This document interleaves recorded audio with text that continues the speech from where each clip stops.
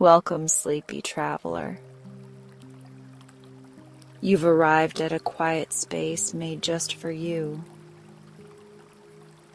My name is Valarie, and I am here to guide you gently into rest, to help ease your mind, soften your body, and drift you toward a peaceful, uninterrupted sleep.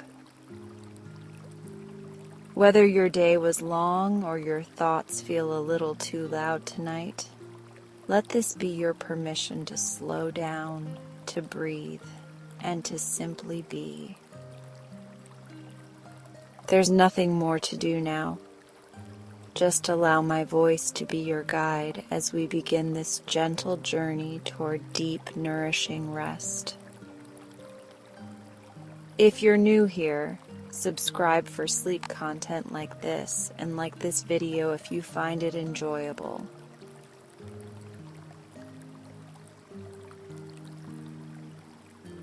Now find a comfortable position. Let your body begin to settle. Let your mind begin to soften. This is your time. There is nothing you need to do. Know where you need to be. No task to complete. No expectations to meet. You are safe here. You are supported. You are deeply cared for. Let the rhythm of your breath guide you gently inward. A quiet rhythm. A soft tide of breath. Inhaling calm. Exhaling tension.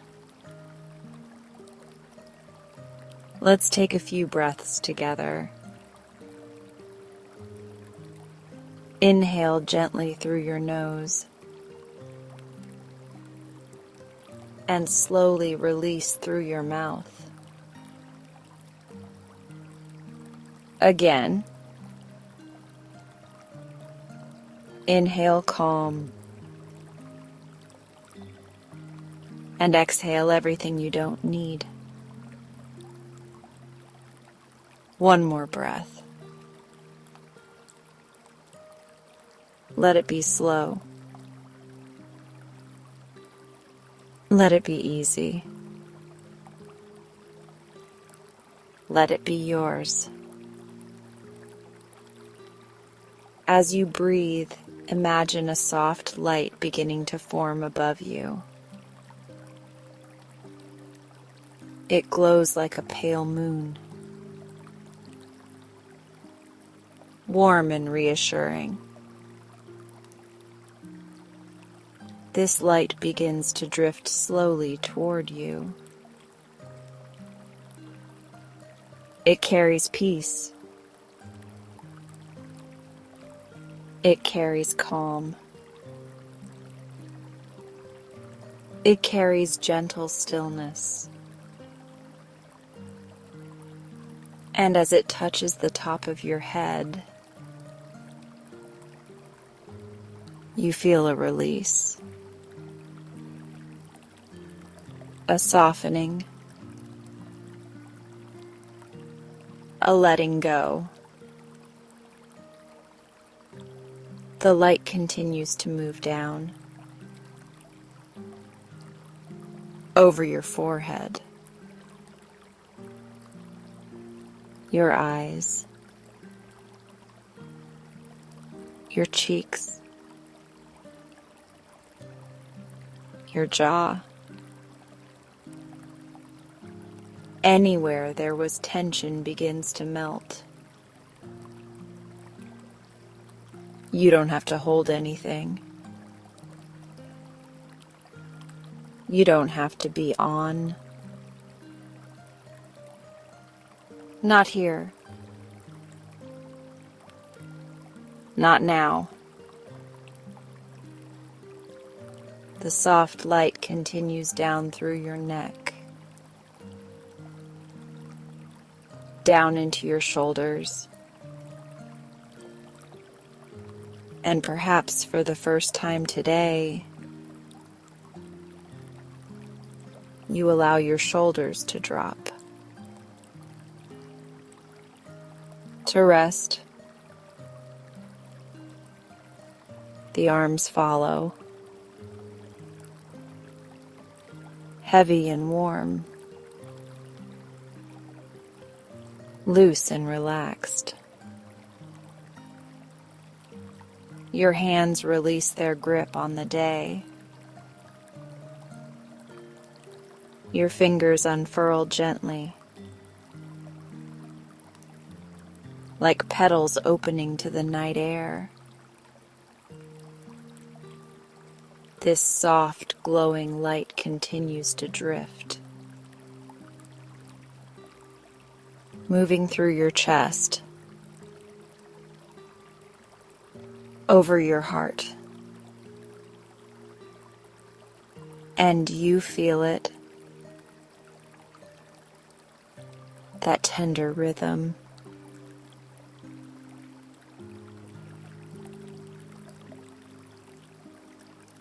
Calm, unrushed.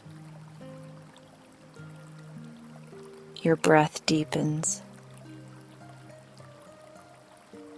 Without effort,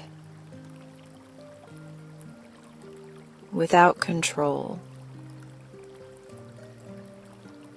It just happens.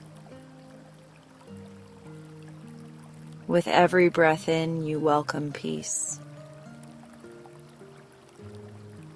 With every breath out, you release what no longer serves you. The light now drifts into your belly, soothing,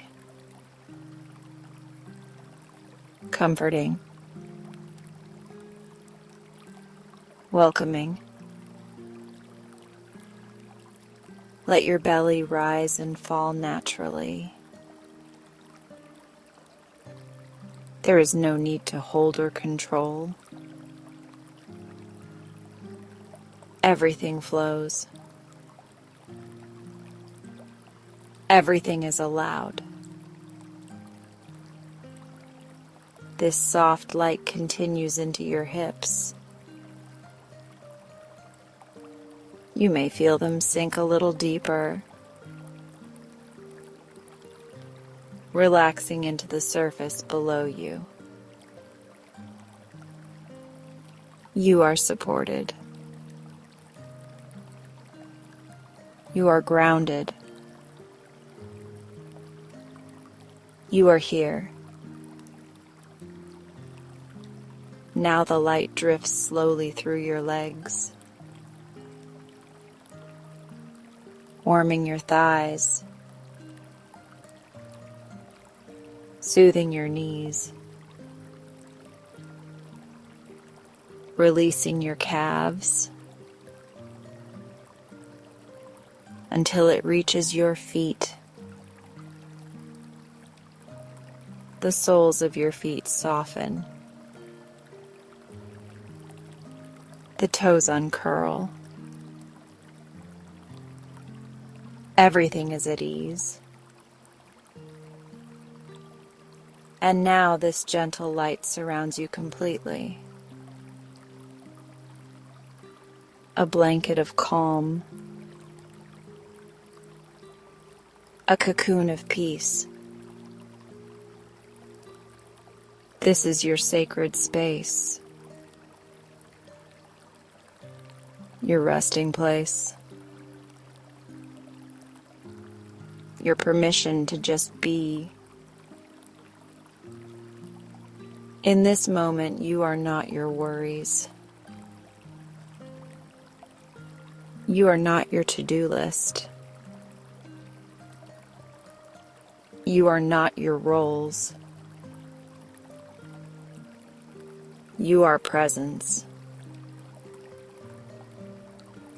You are breath. You are softness.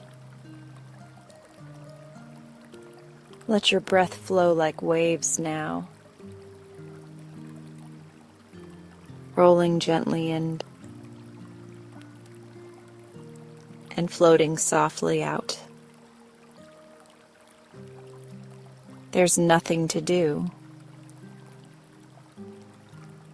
nowhere to go. Just this slow, loving breath. You may notice your thoughts beginning to drift. That's okay. Thoughts are just clouds. Let them float by. You don't need to hold them. You don't need to judge them. Just gently return to your breath. Soft and slow, like the ocean kissing the shore, like moonlight on still water.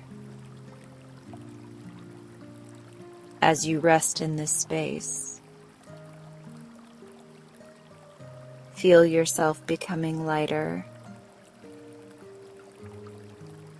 like mist in the morning, like a feather drifting on air. Your body is relaxed. Your breath is calm. Your heart is safe. Every moment you soften a little more. Every breath you drift a little deeper. There is no rush, no pressure, only peace. You are doing beautifully, exactly as you are. You don't need to change a thing. Now gently bring your awareness to the space around you. Notice how safe it feels, how quiet, how soft. This space is holding you, supporting you,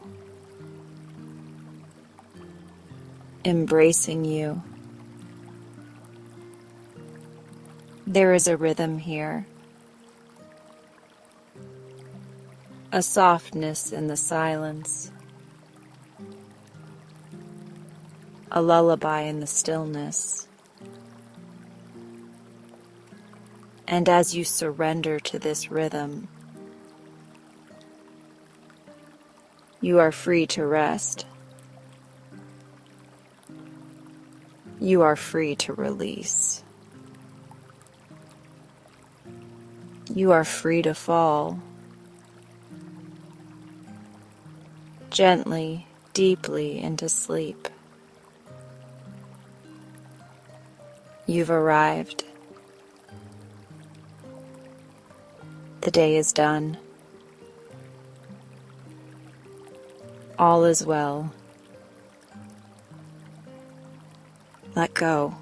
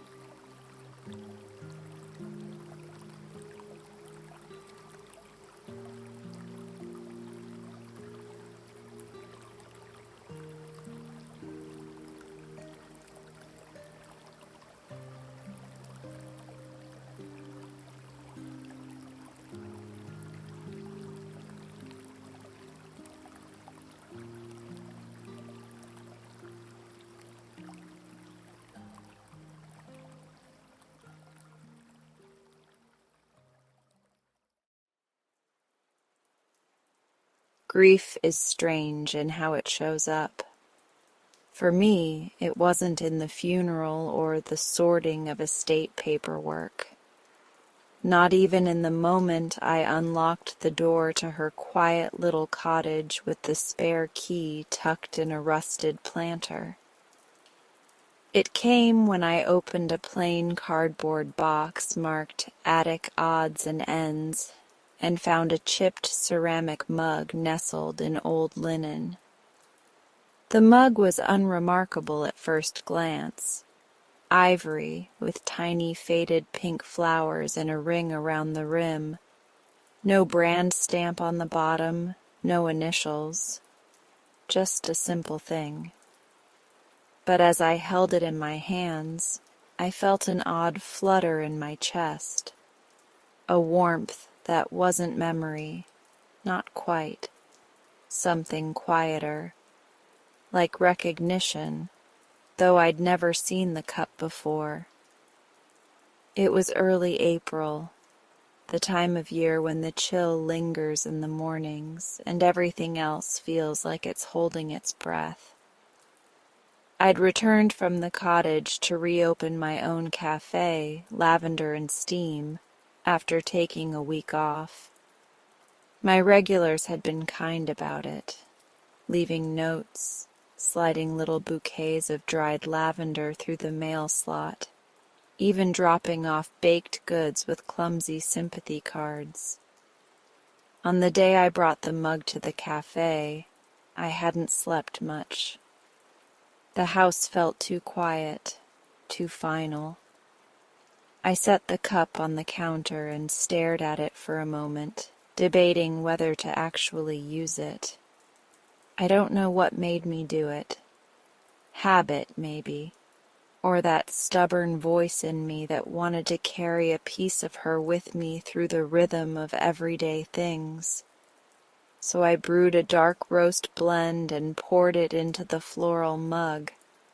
And the moment I lifted it to my lips, something strange happened. Laughter. Not mine. Not anyone's in the cafe. It was faint, like someone laughing into a cupped hand 2 rooms away. I lowered the cup and looked around. No one near. The regular hum of the espresso machine. A couple in the corner booth whispering to each other. Nothing out of the ordinary. I shook it off. Probably sleep-deprived, or my own thoughts bouncing weirdly around in my head. But then it happened again the next morning. I poured my coffee. I took a sip. And there it was. Soft laughter, followed by a few hushed words I couldn't quite make out. Like they were caught on the breeze of memory. By the 3rd day, I started keeping a small notepad in my apron. I didn't tell anyone. It would have sounded ridiculous, hearing voices from a coffee mug. But there was a pattern to it, and I've always had a thing for patterns. Baking ratios, steam times, morning routines. The comfort of rhythm. What I heard varied. Sometimes it was music, old piano chords, maybe from the radio, maybe live. Other times it was a soft, scratchy voice reciting something poetry. I could never catch more than a few words, until one morning, as the rain drizzled outside the windows and I leaned over my cup, I heard it clearly. I want to be a poet, but I also want to eat. What a dilemma. It made me laugh, out loud in the middle of wiping down a sticky table. The voice was female, young, warm and lilting, like someone who made jokes to cover nerves. I wrote down the sentence quickly and tucked the note under the cash drawer. That afternoon, between rushes, I steeped a second cup of coffee in the floral mug and held it close. Maybe I'll write about the regulars, the man who reads mystery novels upside down, the girl with the red scarf who never drinks her tea. They're poems already, you know, little ones. They just don't know it yet. I froze. My eyes swept the room. No red-scarved girls, no upside-down novels. But I wrote it down anyway. Each day after that, the voice returned. Her name, I learned by accident, was Claire. A customer had once said it aloud in a memory, and it carried, gentle and clear. "Claire, that's beautiful. You really wrote that?" Then came the sound of a spoon clinking gently against ceramic. I started carving time out of my mornings just to listen. There was something lonely but lovely in the snippets. It was as though the mug was remembering for someone who no longer could. Or maybe it was gifting me pieces of someone who had once sat in a corner booth with ink-stained fingers and too many dreams for a town too small. By week's end, I had 6 pages of notes, each one a sentence or image that felt like it came from someone else's life. Claire's life. And it wasn't just her.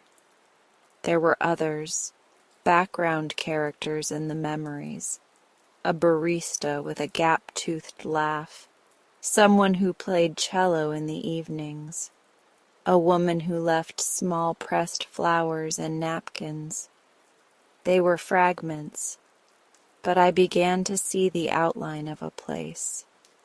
A coffee shop, not unlike my own. One that pulsed with dreams and quiet heartbreak and art. I became obsessed with piecing it together. I dug out the old box the mug had come in. It still smelled like mothballs and cedar. Beneath the linen I hadn't noticed before was a folded newspaper clipping, yellowed and delicate at the edges. I held my breath as I unfolded it. The Honeycomb Cafe closes after 42 years. My heart kicked. A black and white photo showed a small brick-fronted cafe with lace curtains in the window and a little wooden sign in a curly font. Beneath the photo was a list of thank yous from the owners, names I didn't recognize. But something about the window in the picture felt familiar. I turned the clipping over and saw it, tiny writing in faded blue ink, as though someone had scrawled a thought quickly, privately. Maybe they'll remember us in the quiet ways, a poem, a mug, a memory stitched into morning. Claire, it had to be. I stared at the mug for a long time that night.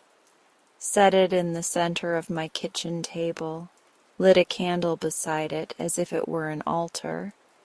What was it about this mug? Why me?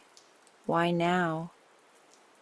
The next day a storm rolled in, sheets of rain tapping against the cafe's glass like 1,000 tiny fingers. I sipped from the mug and waited.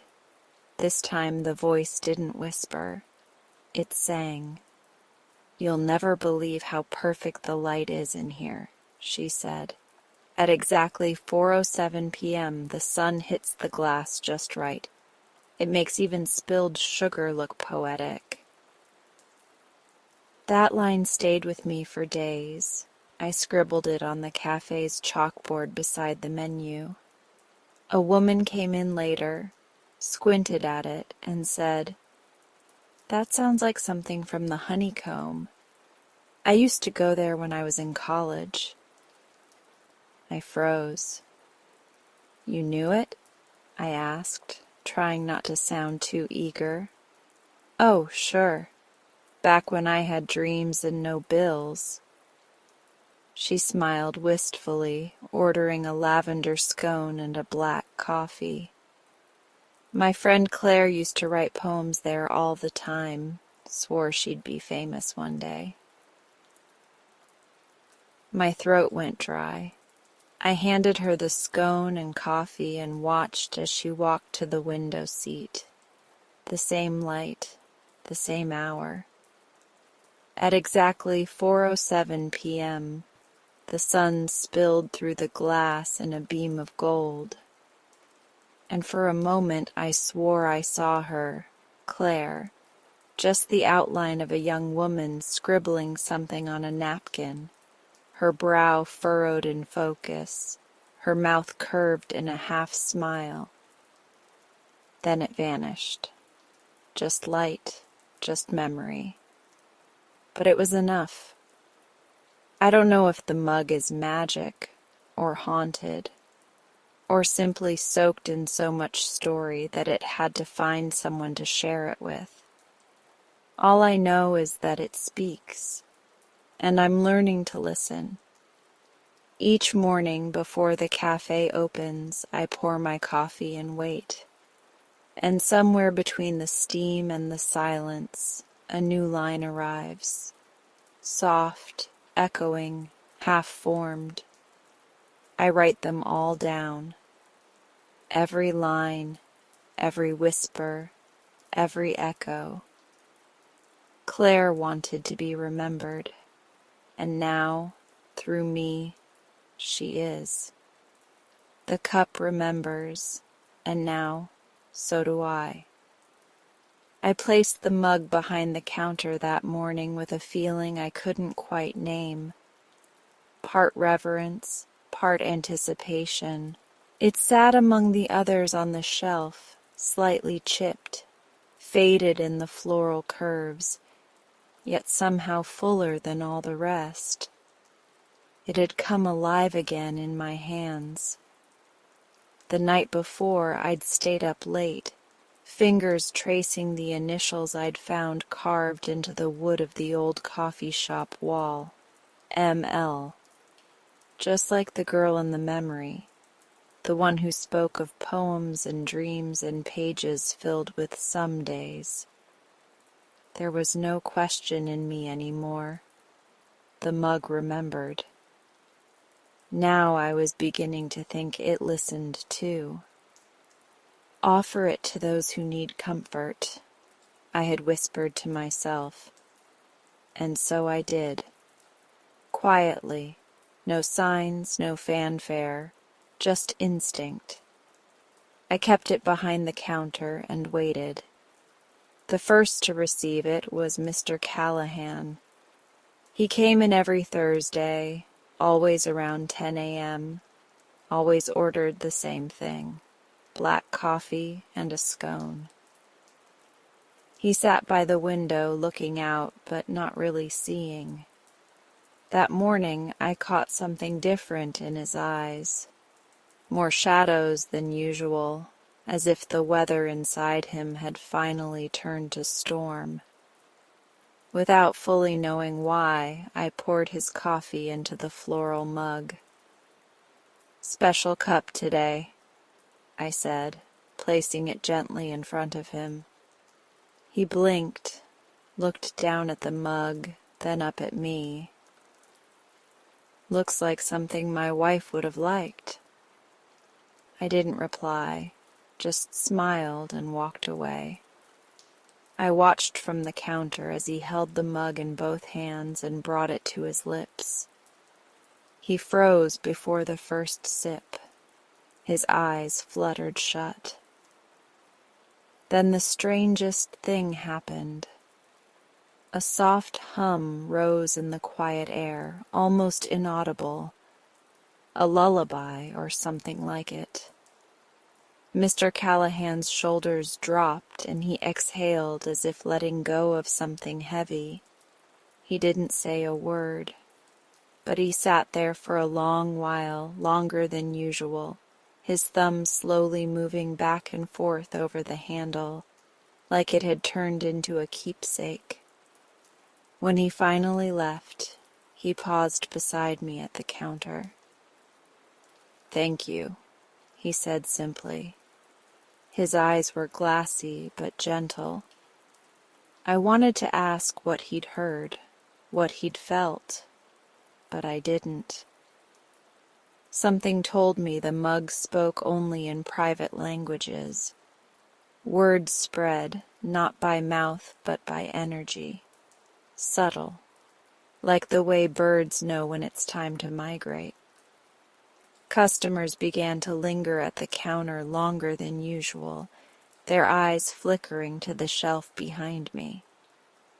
One morning, a mother came in carrying a restless toddler on her hip. Her name was Naomi, and she'd been in once or twice before, always in a hurry. That day, she looked bone-tired. "Anything with a lot of caffeine," she muttered, "and maybe something sweet to trick my brain into thinking it's okay." I hesitated for half a second, then reached for the mug. "Want to try this one today?"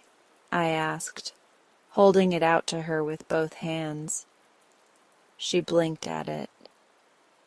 "That's a cute cup. My grandma had something like it." "It's a bit magical," I said before I could stop myself. She smiled, exhausted but amused. "I'll take all the magic I can get." She settled into the cozy chair near the back, her toddler now half drowsing in her lap. And then, there it was again. Laughter, not loud, not jarring, just the soft, bubbling giggle of a child. Naomi stiffened slightly, then relaxed. I could see her eyes go distant, a slow smile creeping across her face. I watched as she began humming, a tune she probably hadn't sung in years. The little one shifted, smiled in sleep. Afterward, when she brought the mug back, Naomi held it like it was a piece of something sacred. "Do you—" she started, then shook her head. "Never mind." But her eyes lingered on the mug for a moment longer than they needed to. That night, I took the mug home again. I placed it beside the sink and stared at it under the dim kitchen light. "You're collecting them, aren't you?" I whispered. Grief, joy, lullabies, memories not ready to disappear. It didn't reply, of course, but I swore the air shimmered slightly around it, like heat rising from asphalt. The next to drink from it was a young man named Julian. He worked nearby, always came in with headphones around his neck and a notebook under his arm. We'd exchanged nods, but little more. That day he seemed distracted, the notebook untouched on the table. "Long day?" I asked when he came up to order. "Long week," he muttered. The mug practically called to me. I offered it without a word. He didn't ask questions, just took it and sat in the far corner. For a while nothing happened. Then his hand froze mid-page. He sat upright. His eyes widened, not with fear but something like wonder. Slowly, as if unsure whether to trust his own impulse, he picked up his pen and began to write. He didn't stop for nearly 20 minutes. When he returned the mug, he cradled it for a moment. That was weird. I could hear someone reciting poetry in my head. Not mine, not even something I've read before. "What kind of poetry?" I asked carefully. He thought for a second. about rain and a train and someone waiting. It felt like someone else's memory, like the words were alive. I swallowed hard. The poet. She was still in there, still dreaming. Eventually, the regulars began to notice. "Do you choose who gets it?" a teenage girl asked one afternoon as I handed the mug to an older woman with trembling hands. "Sometimes it chooses for me," I said, only half joking. They called it the memory mug after that. They didn't know why. They just felt it. One rainy evening, the cafe was quiet. The lights were soft, the pastries mostly gone, and the hum of the espresso machine was the only sound. A stranger came in. Older man, gray coat, weathered face. He looked around like he'd been searching for something that wasn't quite there. "Something warm," I offered. He nodded. "Whatever you recommend." Without hesitation, I poured into the floral mug. He sat near the window. His hands were shaky as he lifted the cup. And then all at once he began to cry. Silent tears, one after another. He didn't stop drinking. I didn't interrupt. When he returned the mug, his voice was hoarse. "She used to hum that. My wife. I haven't heard it since." He trailed off, unable to finish. He placed something on the counter, a small, hand-carved wooden bird.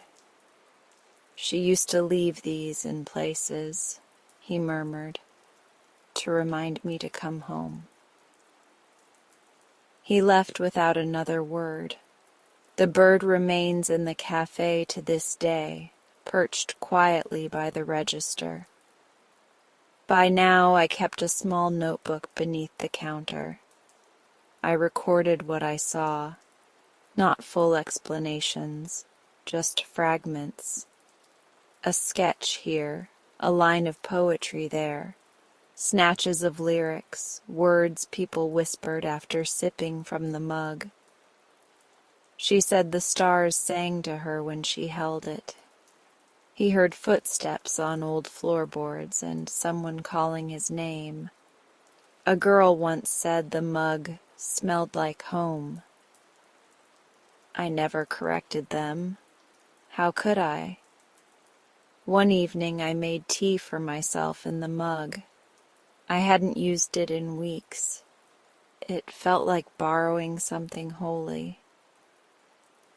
I sat alone in the quiet cafe after closing, and this time I heard her clearly. The poet. Her voice was soft, uncertain. "If someone finds this, if my words ever reach beyond the glass, please remember me as I dreamed I'd be. A girl with ink-stained hands and a heart full of sky." Tears welled in my eyes.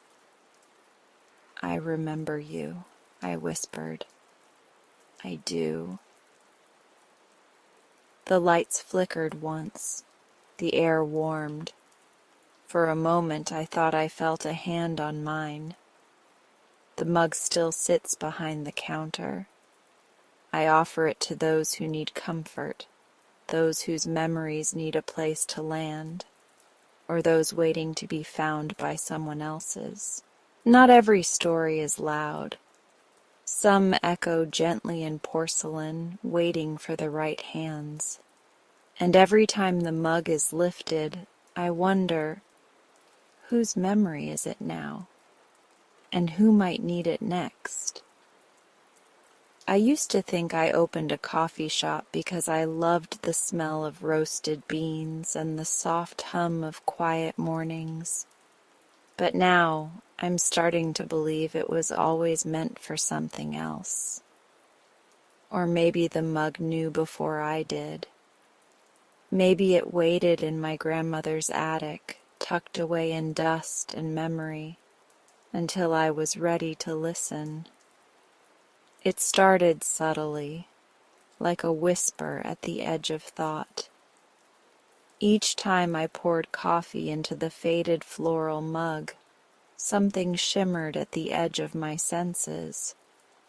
A scent I didn't recognize, a sound from nowhere, a pang of someone else's joy or grief settling in my chest. I began offering it only to customers who looked like they needed a little extra warmth, as if the mug could tell whose story was ready to surface. And then, one afternoon, a woman named Margot stepped inside.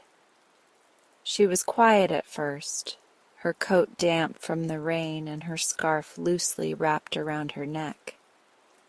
She hesitated before ordering, "Just tea," and looked around the cafe like it was a memory she couldn't quite place. I offered her the mug without a word. She cupped it gently between her palms and smiled, like it had found its way back to her. She sat by the window, the one with the trailing ivy and fog-softened glass. When I brought over her tea, she didn't look up right away. She was staring at something inside the mug. I thought maybe the steam had curled into a shape, the way it sometimes did when I wasn't looking. Then she spoke.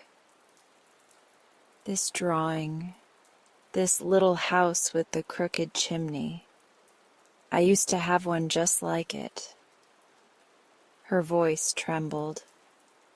"When I was a girl, my neighbor and I used to sketch together in the backyard. She drew this exact house. Always this one." My breath caught in my throat. I knew the drawing she meant. I'd seen it days before, while sipping from the mug during a quiet evening. I'd felt the scratch of pencil against paper, the sun warm on the back of my neck, and a girl's laughter not my own. The memory had stirred something old inside me, but I hadn't recognized the house for what it was. I just thought it had belonged to someone else. But Margot had seen it too, or remembered it, and suddenly I understood. The mug didn't just echo the past. It was recording now, capturing the fleeting essence of each story offered to it, like a memory keeper disguised as porcelain. After Margot left, I sat in the back room, my hands curled around a blank journal, the one I'd been avoiding for months. I'd kept it empty because writing my own memories felt too raw, too much like slicing through layers I'd neatly packed away. But I opened it, and I wrote, "My parents fought most in the kitchen. It always started with quiet disapproval. My father's silence, my mother's hands scrubbing the same dish over and over. I remember retreating to the attic, curling into my grandmother's quilts while the mug waited on the shelf, unnoticed. I never drank from it then, but I remember its floral rim catching the last bit of sunlight. A small, steady thing in a house that always felt like it might tip over. Once I started, I couldn't stop. I wrote about the summer I stayed with my grandmother after the divorce. The way she let me paint the stones in her garden and told me stories before bed. How she always used that mug when she read to me, though I never noticed it at the time. how her voice wrapped around the steam like magic. Each word was a release. Over the next week, the cafe changed. Or maybe I just started seeing it more clearly. There was something about the space now, something softened. Customers lingered longer. They came in with tense shoulders and left a little lighter. I noticed it in the way they looked at each other. More eye contact, more pauses, more smiles. It wasn't loud or flashy. It was in the details. A teenager picking at his nail polish started bringing a notebook. A man who usually grunted his order began asking the name of the barista. A mother, always hurried, stayed for a second cup, and always the mug. It seemed to choose its recipients in its own quiet way. I never forced it, just followed the instinct that fluttered behind my ribs. One morning I gave it to an elderly man named Mr. Lyle. He came in once a week for a black coffee and a plain croissant. Always polite, always brief. That day he held the mug like it might slip through him. I watched from behind the counter as his lips parted, just slightly, and he whispered, "Rosemary." Later he told me his wife had used a mug just like that for 40 years. She passed last winter, but holding it again? He said it felt like she was sitting beside him, humming under her breath. I forgot how her hum sounded, he said, eyes misty, until now. I began keeping a second journal behind the counter, a cafe ledger of sorts, but filled with moments, not money. March 7th. The mug hummed today. The customer said nothing, but I swear I felt it, like music under the noise. Maybe it belonged to someone who used to sing while they waited for water to boil. March 10th. A child reached for the mug and giggled. The sound echoed louder than it should have, and for a second I thought I saw a sandbox. Bare feet, a little wooden truck. The mug wasn't haunted, not exactly. It was generous, patient. It asked only that you be still enough to listen. One rainy evening after closing, I sat alone with the mug. I poured tea for myself and wrote in my personal journal, the one I kept hidden beneath the pastry case. My grandmother's name appeared more often now. I remembered her scent, lavender and cinnamon, and the way she brushed crumbs into her palm like they were something sacred. I wrote about the night after my parents split when she stayed up with me watching old musicals and feeding me cherry ice cream straight from the tub. I wrote about the morning she died, how I didn't cry, not until I found the mug. 2 women came in a few days later, friends, maybe sisters, and I offered the mug to the quieter one. She hesitated before accepting. By the time she reached her table, her hands were trembling. Later, when she brought it back to the counter, she asked, "Where did you get this?" I told her the story. My grandmother, the attic, the memories. Her eyes welled up. My mother used to paint mugs like this. Each one had a flower and a secret message under the rim. She turned the cup over. There, beneath the base, was a single word I'd never noticed before. Stay. I'm not sure if the word had always been there. I don't remember seeing it before, but I didn't question it. The mug was still collecting, still giving, still reminding people to stay present, stay open, stay kind. I began hosting quiet hours in the cafe. No music, no screens, just people, mugs, and gentle space. Customers could bring journals or sketchbooks. Some wrote, some simply sat, some cried, and no one asked why. The mug would pass between them like a communal thread. I never announced its presence, but somehow it always ended up in the hands of the one who needed it most. One evening, a teenage girl lingered after her shift, helping me clean. Her name was Briar, all freckles and sarcasm, but with eyes that held entire novels. She pointed to the mug.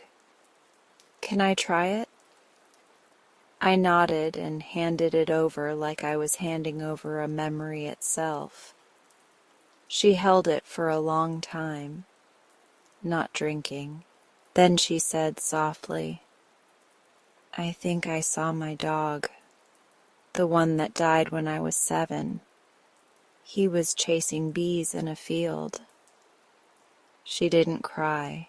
She just smiled and whispered, "Thanks." Later that night, she left a small sketch by the register, a mug with wings and roots. Underneath, one word, "Remember." And me? I'm still writing, still remembering. Some nights I sit on the cafe floor wrapped in a blanket, the mug beside me like an old friend. I whisper things I never said out loud, about the ache of growing up too fast, about how I missed my father but never admitted it, about how the smell of cinnamon still makes me feel safe. I think the mug listens. I think it holds everything. I think we all need something that holds our stories gently without trying to fix them. That's what this cafe is becoming. Not just a place to get coffee, but a space for stories to land. To be remembered. To be honored. To be heard. The chip happened on a Wednesday. I remember because the cafe had been unusually quiet that morning. The usual hum of conversation and clinking of ceramic was absent, as though the day itself held its breath. I was behind the counter, wiping down the bar, when my elbow nudged the floral mug ever so slightly. It teetered on the edge, then fell. Not far, just enough to tap against the pastry case. A tiny crack split the rim, a pale crescent of missing glaze. My heart sank.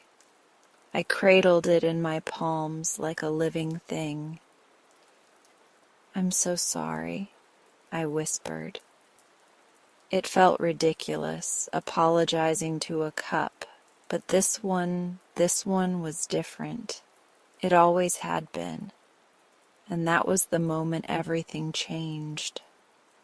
The sounds that had once whispered gently from the mug, soft laughter, a lullaby, the rustle of a page, grew louder, richer, more layered. The chip hadn't broken it. It had opened something. That afternoon I brewed tea and poured it gently into the mug. As the steam curled upward, so did the sound. A baritone hum, gentle and sure. Then came the words, not all at once, but slow, like molasses unraveling across time. "You okay, kid?"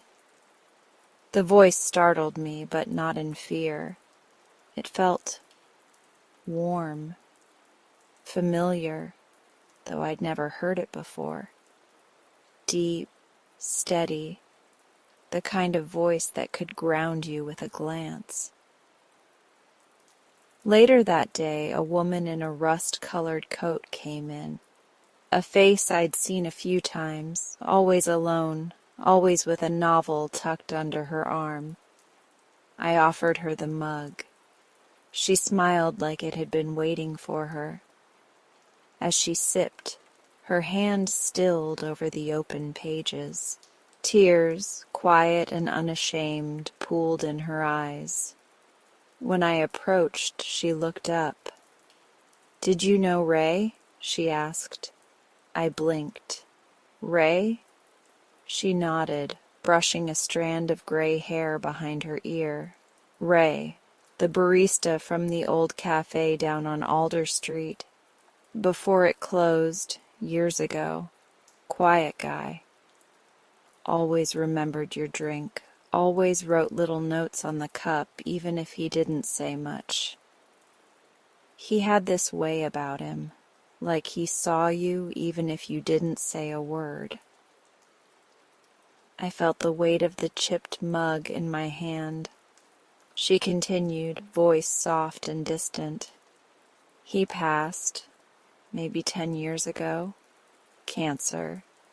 Still, people talk about him like he never left. Funny, huh? Like kindness can linger." After she left, I sat at the corner table by the window, mug in hand. The voice returned, clearer this time. "You gotta meet people where they are, Liv." Liv. No one calls me that. No one except, well, no one. And yet, the name felt like a key turning in a forgotten lock. "I didn't fix everything," the voice said. But I listened. Ray. It had to be. His presence wasn't haunting, it was helping. That night I pulled out my journal again. The one I'd begun after discovering the mug's memory. I'd used it to capture fragments, names, feelings, little sketches of scenes that bloomed when I held the mug. But now I wrote differently, not as an observer, as a participant. The memories weren't just the past anymore. They were a thread, woven from Ray to me to every customer who ever needed to be seen. The next few days blurred like a watercolor in rain. People came. Some knew Ray, most didn't. But each person I handed the mug to left with something softer in their eyes. A man who hadn't spoken a word since his mother's passing said thank you and meant it. A teenage girl who came in with shaking hands left with a poem she'd written on the back of her receipt. The echoes in the mug changed with every soul that touched it. Not just memories, messages, love, forgiveness, connection. Each one felt like it had waited years to be heard, and still, always, Ray. I began asking around about him, piecing together his story like a quilt. A customer named Marjorie remembered how he always offered her free oat milk because everyone deserves a little comfort. A former co-worker said he used to tuck handwritten quotes into the tip jar for whoever closed that night. "Words are seeds," he'd say. I found a faded photo in an old community bulletin archive online. Ray, young but tired-eyed, holding a mug with the same floral design. My mug. His mug. That evening I brought the mug home with me.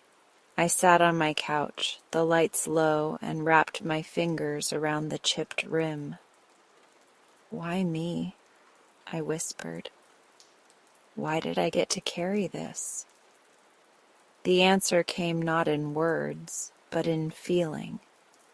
A warm wind inside my chest, a stirring of something old and deep, because you listen too. I closed my eyes, and there he was, not in body but in spirit, a presence in the room, quiet and calm. I didn't need to see him to know he was smiling. The next morning I placed the mug on a new shelf behind the counter, not out of reach, but displayed like a lighthouse. I didn't offer it to everyone now, only when I felt the nudge. A tug in my chest I came to recognize as Ray's way of whispering, "This one." A man in a business suit, tense and terse, took a sip and stared into his cup for nearly 10 minutes before softly saying, "I think I need to call my brother." A woman with paint on her hands whispered, "He used to sit in the sunroom, my father. He'd have tea just like this. I can smell the lemon balm." Even I wasn't immune. One rainy afternoon, I held the mug and was transported back to a quiet Sunday when my parents sat at opposite ends of the couch, not speaking. My 10-year-old self had drawn a picture, two hands holding one another, and left it on the coffee table. I never knew what happened to it, but now I saw it vividly. Tucked into my mother's journal, she'd kept it. That moment mattered. It was as though the mug gave me back a piece of my childhood, a thread I thought had unraveled completely. One evening, just before closing, a young man came in. He had ink on his fingers and a weariness in his posture that felt older than his age. "I heard," he said, "that there's a mug here that remembers people." I studied him. The way his eyes darted, not from fear but from pain. Something unsaid pressed behind his silence. Without speaking, I handed him the mug. He sat in the corner and held it for a long time before finally lifting it to his lips. He didn't drink, just breathed it in. Then he smiled, not wide, not showy, but deep. "I used to come to Ray's cafe," he said, voice barely above a whisper. "I was a mess back then, skipping classes, lost. He'd give me coffee and just listen. Didn't try to fix me, just sat there. That silence, it changed everything." He looked at me, eyes shining.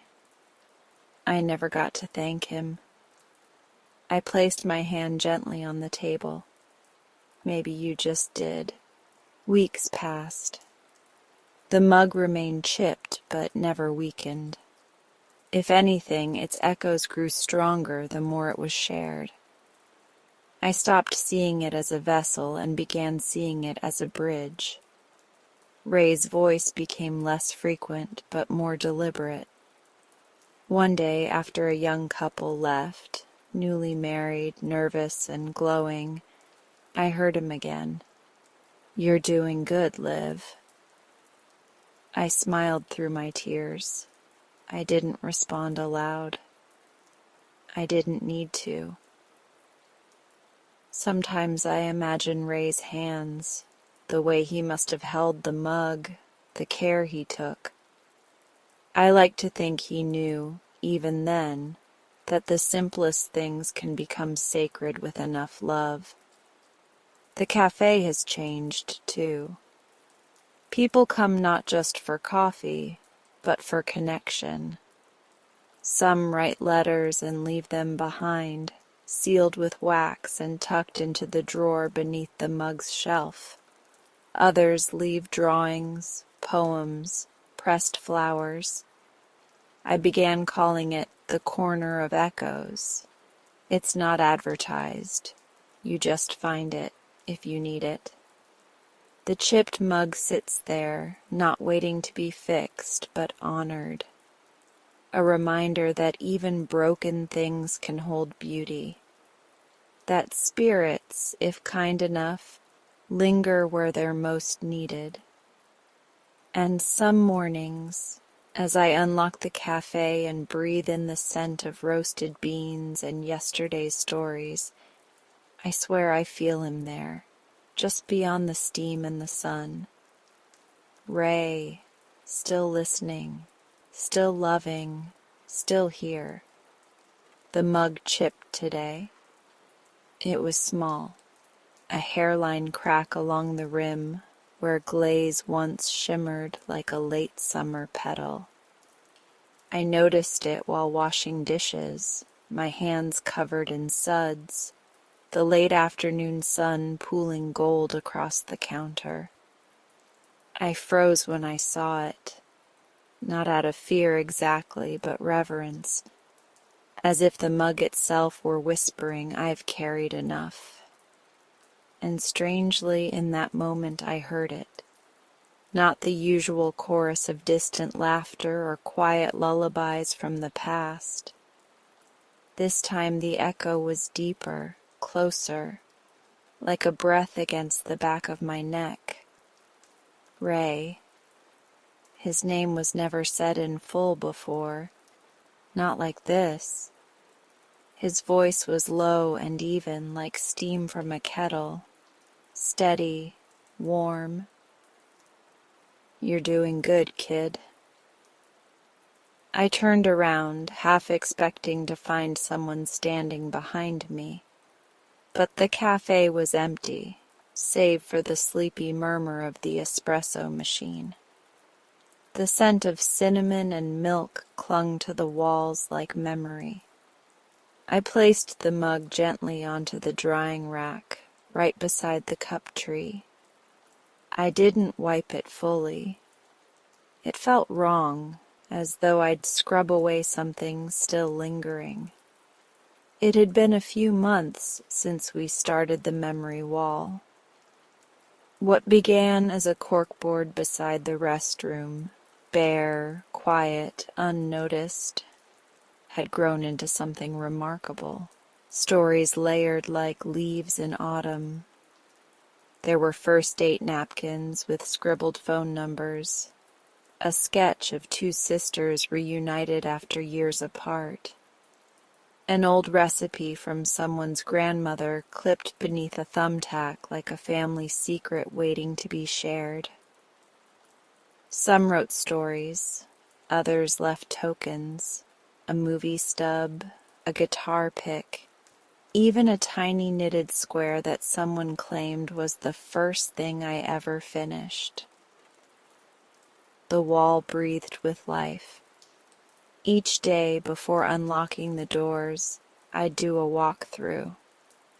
Straighten the salt shakers, test the lights, and then I'd stop at the wall, hand over heart like a quiet pledge.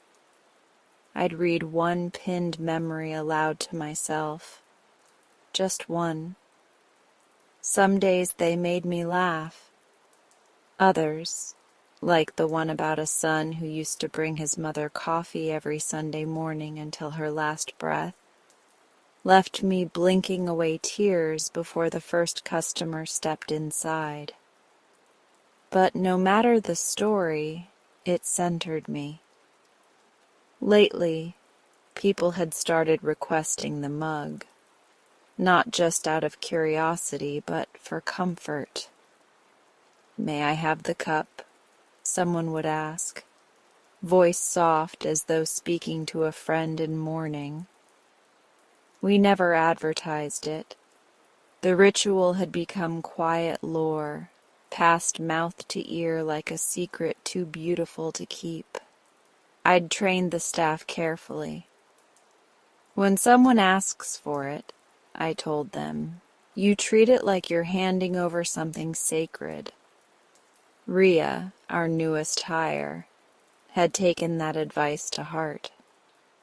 She was barely 20, with kind eyes and a nervous habit of fidgeting with her apron strings.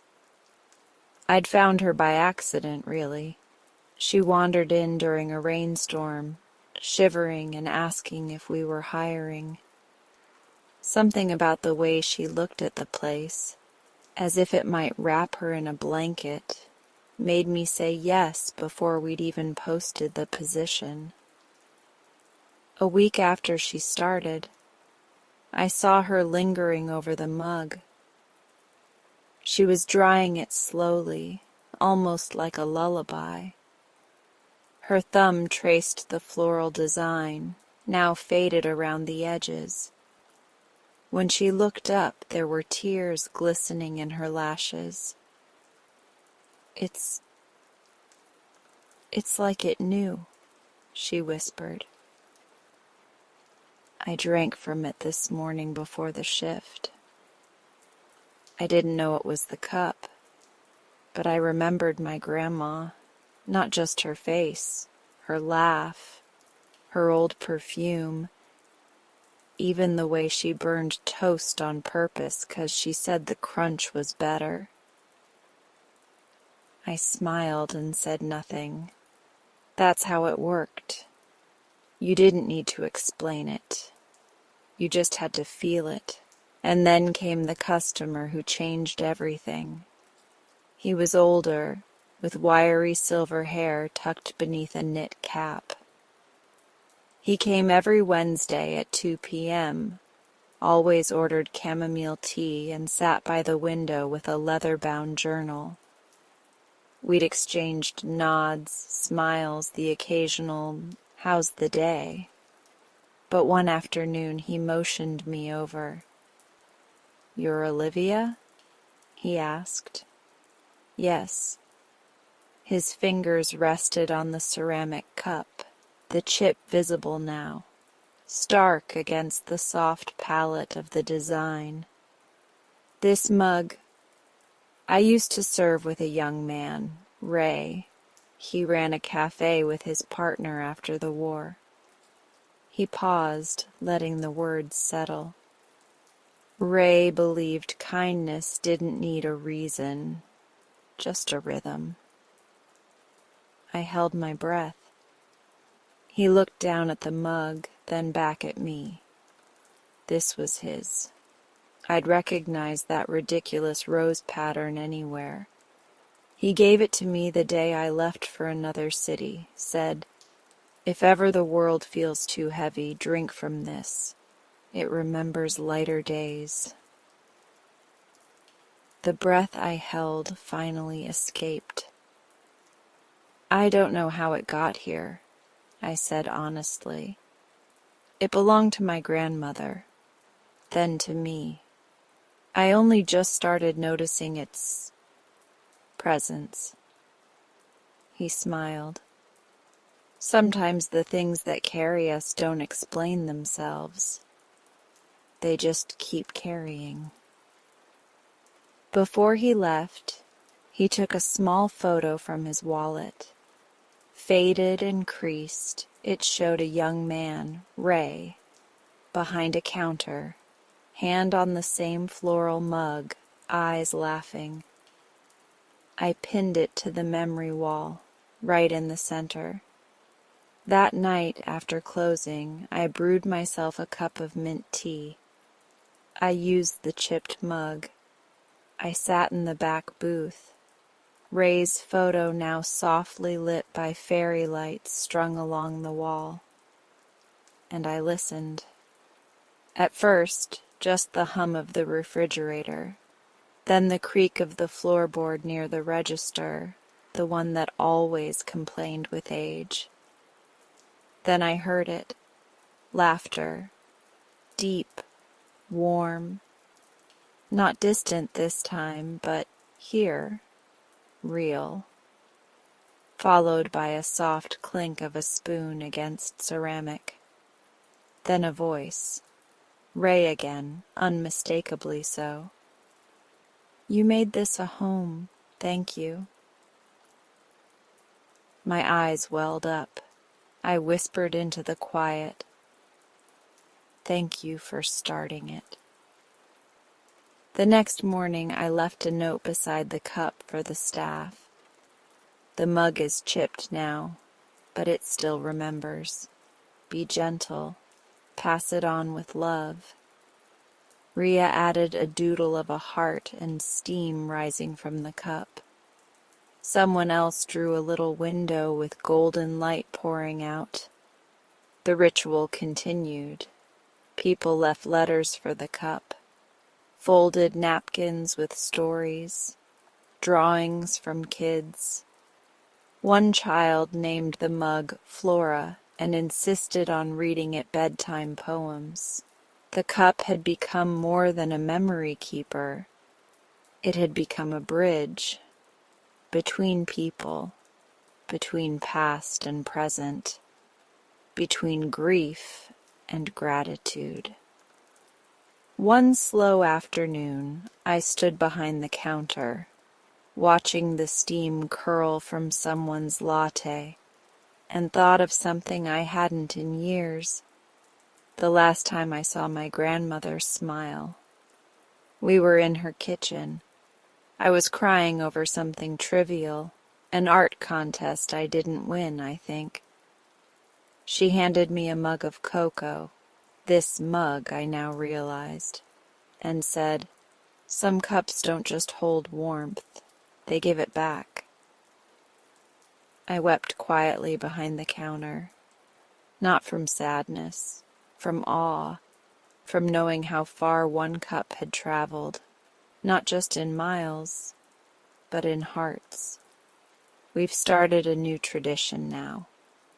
Each year, on the cafe's anniversary, we invite everyone who's ever used the mug to return, to tell their story, to share what it gave them. We light candles and play soft music. We serve tea in mismatched mugs, but the chipped one always sits at the center of the room, on a small wooden pedestal surrounded by wildflowers.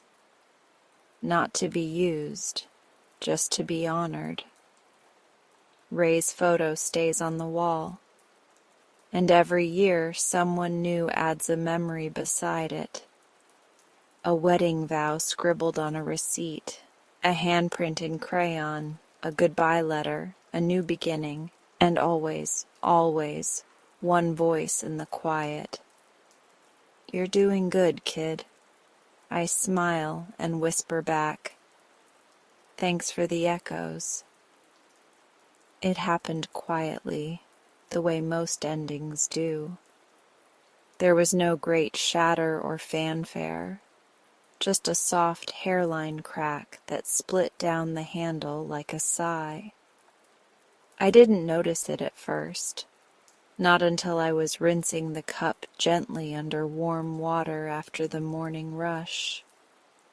My fingers paused mid-motion as the fracture caught the light, silver and clean like a thread of moonlight etched into ceramic.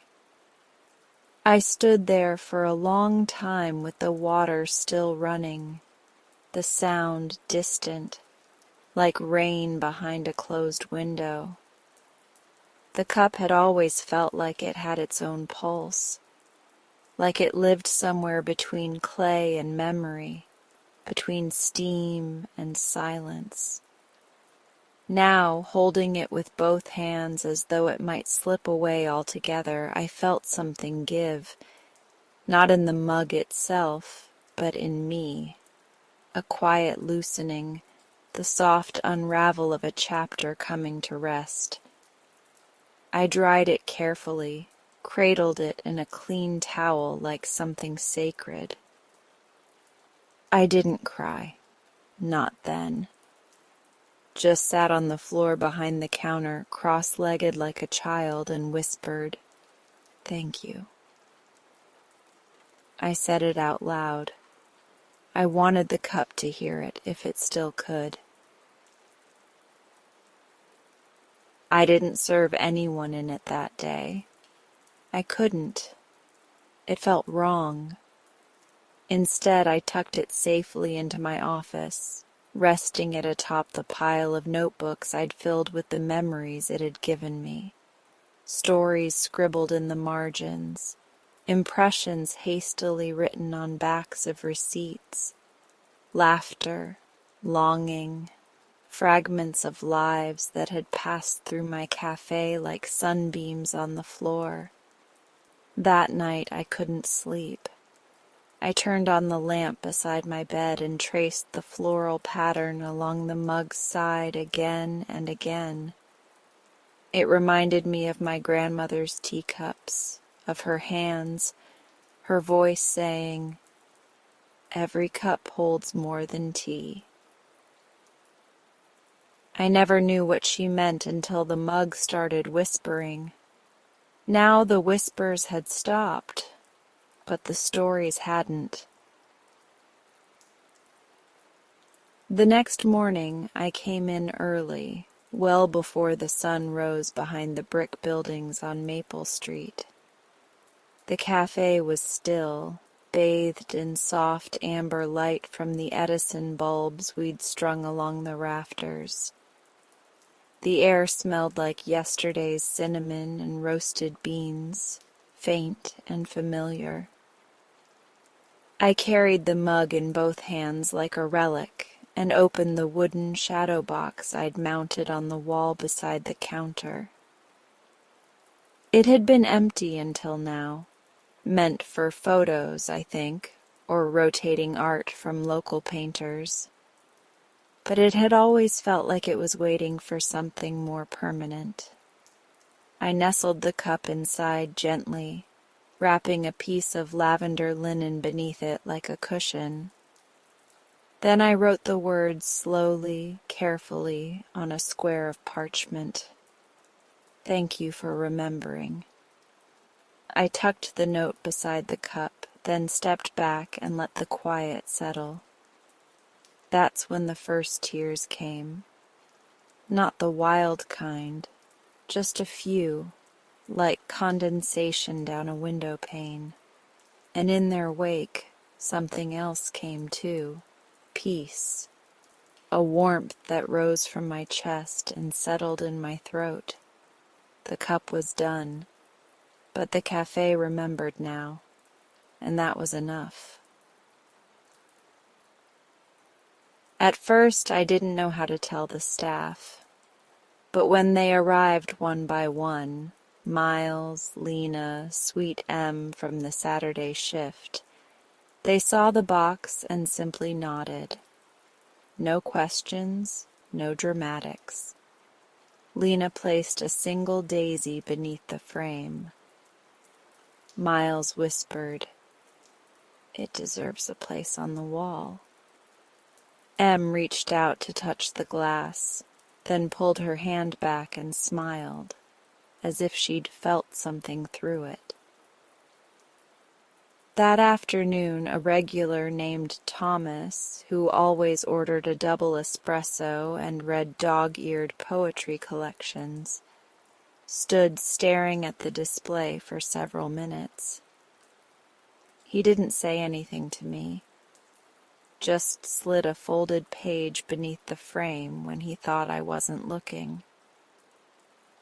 After he left, I opened it. It was a poem, one he'd written himself, judging by the scratchy penmanship and crossed-out lines. It ended with, "What holds the warmth even when it cools? What listens without reply? A cup, a hand, a home, the things we leave behind." I placed the poem behind the mug. The memory wall had started as a spontaneous idea. born from a moment of inspiration, or maybe desperation, a way to keep the stories alive when I realized the mug wasn't the only vessel for memory. Now that wall pulsed with quiet life. Visitors pinned notes, Polaroids, sketches. A child once tacked up a drawing of her grandma's hands holding a cookie and a mug, labeled "Safe Place." A traveler left a train ticket and scrawled, "This was the ride that brought me back." A woman I'd never met before wrote, "He proposed right here over chai and banana bread." All of it stitched into the soul of the cafe. The mug had started it, but the people carried it on. As days passed, I noticed something strange. Or maybe not strange, just subtle.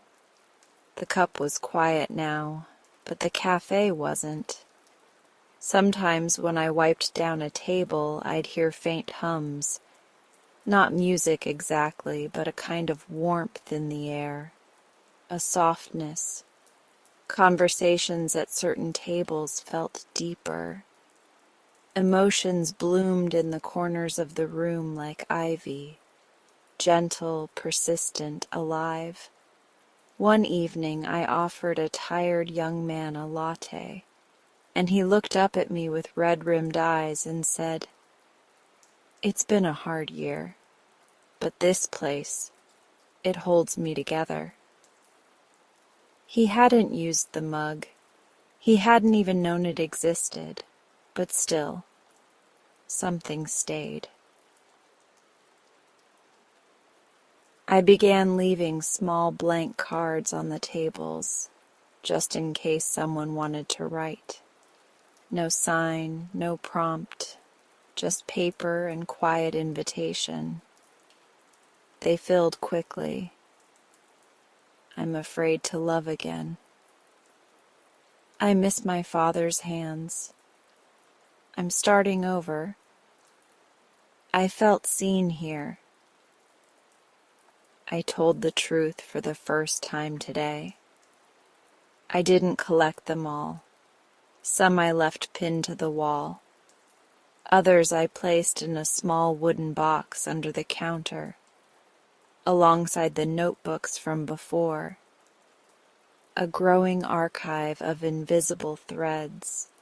One night, when I closed up alone, I sat by the box with a cup of chamomile and whispered, "You're still here, aren't you?" And though the mug stayed silent behind the glass, I swear I felt something in the air shift, like a quiet nod from a friend who doesn't need to speak to be understood. Months passed. A local journalist came to do a piece on the cafe. She asked about the memory wall, about the cup behind the glass. I told her the truth, or at least my version of it. Not about the whispers or the echoes, but about the comfort, the way a simple mug could anchor a story, how something so small could help people feel held. She asked, "And now that it's broken, do you think the magic's gone?" I smiled. "No," I said. "I think it just moved." She nodded slowly and wrote that down. The article came out with the headline, "A Cafe That Remembers, Where Stories Steep Like Tea." On the anniversary of my grandmother's passing, I arrived early again. The cafe was quiet, just the way she liked it. I brewed a pot of Earl Grey, her favorite, and poured a cup in her old floral mug, the twin to the one now resting behind glass. I placed the full cup beside the shadow box and whispered, "I'm still listening." Then I sat at the nearest table, closed my eyes, and just breathed. Outside, the world carried on. Cars passing, leaves rustling, morning stretching itself awake. But inside, time folded in gently on itself, past and present, silence and story, and I felt it, not in the cup, but in me. The remembering wasn't just in the mug anymore.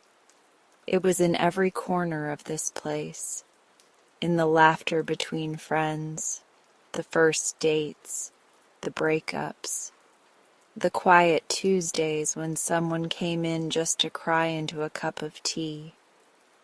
It lived in me too. And maybe that was the point all along. The mug wasn't magic because it whispered. It was magic because it reminded me, us, that we're all just stories waiting to be poured, sipped, passed hand to hand. It reminded me that memory is a kind of warmth that doesn't leave when the vessel breaks. We hold it anyway. So I let the mug rest. I dust it gently every Sunday and whisper thanks now and then. People still pause in front of it. Some cry, some smile, some leave behind pieces of their lives, words, drawings, petals from places they loved. And I keep pouring tea, listening, letting the story settle, because the cafe remembers now, and that I've learned is more than enough.